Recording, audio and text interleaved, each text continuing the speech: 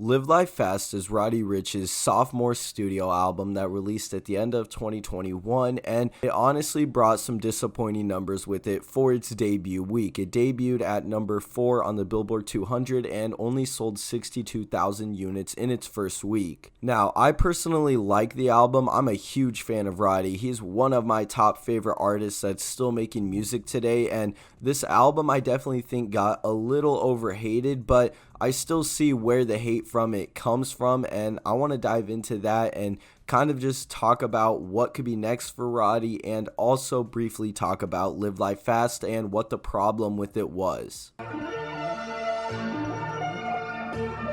Live Life Fast was the long-anticipated album after Roddy's huge debut album, which was Please Excuse Me for Being Antisocial. That album obviously had a lot of big songs on it. It had The Box on it, which definitely is Roddy's biggest song, and it also featured other tracks like High Fashion and Start With Me with Gunna. It had a lot of big and notable songs on it, so Roddy definitely had a lot to live up to with his follow-up album to how big of a success and how positively received the previous album was. And kind of looking at it now, he definitely didn't satisfy the mainstream with what he did, and I think a big reason for this is because Roddy is not a type of figure or influencer or rapper, whatever, to really be on social media a lot. I've never really seen a point of Roddy, and I've been following him since 2018. I've never seen him be super active on social media or even really promote his music all that much. It's honestly, a lot of it comes to the label promoting him, playlisting, and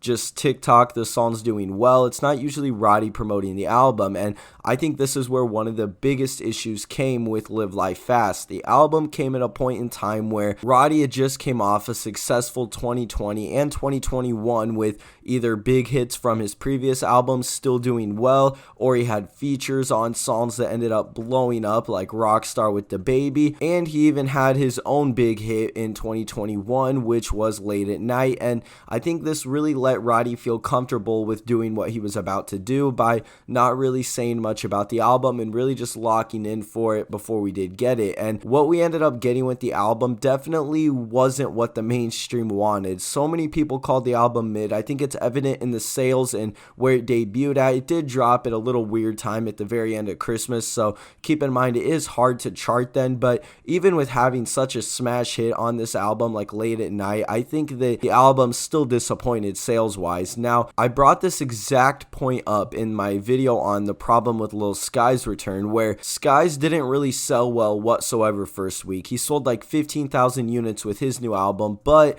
over time his album has accumulated a lot of streams to the point where it doesn't even look like a flop to me, and it's the exact same thing for Live Life Fast. Yeah, it might not have done good in its first week, but other than that, the album has still accumulated a lot of streams over on Spotify alone. You can see tons of songs with clear over 10-20 million streams, and these weren't even singles. They were just tracks that are featured on the album, and then obviously Late at Night has over 150 million streams on Spotify, but honestly I don't like to look at Live Life Fast as a flop over time, and I agree the same with Lil Skies. Yeah, their first week sales weren't the best and their albums might not have debuted the best, but over time the albums have accumulated a good amount of streams to where you can look at this and it doesn't look like a flop to you whatsoever. You probably wouldn't even be able to guess the first week sales by just looking at the streams if you didn't already know them going in prior. Now, the sales aren't always a way to count if the album flopped though. A lot of people did call this album mid and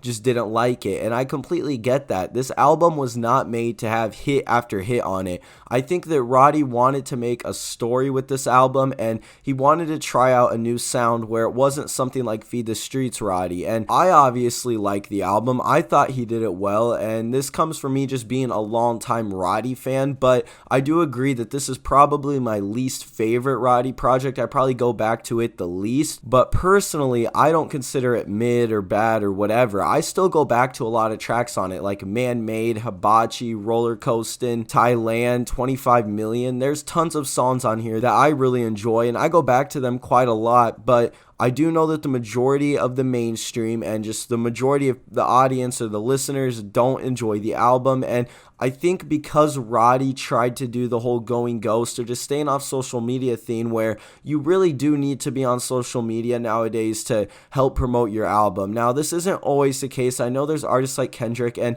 even Roddy did it and still sold 64,000 units, but I think if he would have been a little more active and just trying to ease you into this new sound rather than just dropping it on you, I think that's where the issue came. Is Roddy's core fans might like this album because we already like Roddy, but with trying to get new listeners and new fans, I don't think Live Life Fast was able to accomplish that because it's just such a different sound from what Roddy's known for, or he just tried doing something different that he didn't even try to ease you into it. We got Late at Night, which kind of followed older Roddy, and then we just got the album, and it's a complete switch up from what you would most likely expect from a Roddy album. So him not being active and trying to help promote and get his ideas across for what he wanted with this album, I think really kind of played a big impact on the album not being received very well.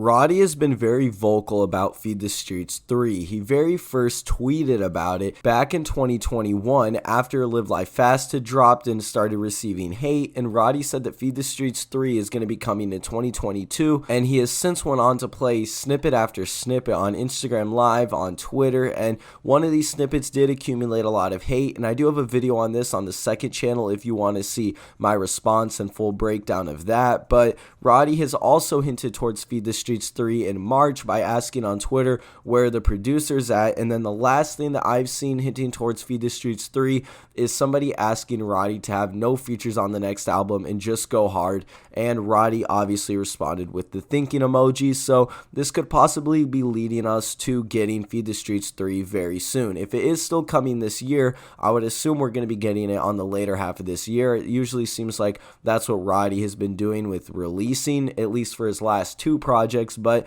I'm hoping we do get it maybe sometime this summer if there's time. But with all this being said, thank you guys for watching. If you did enjoy, please make sure to leave a like, comment, and subscribe, and we'll see you in the next one.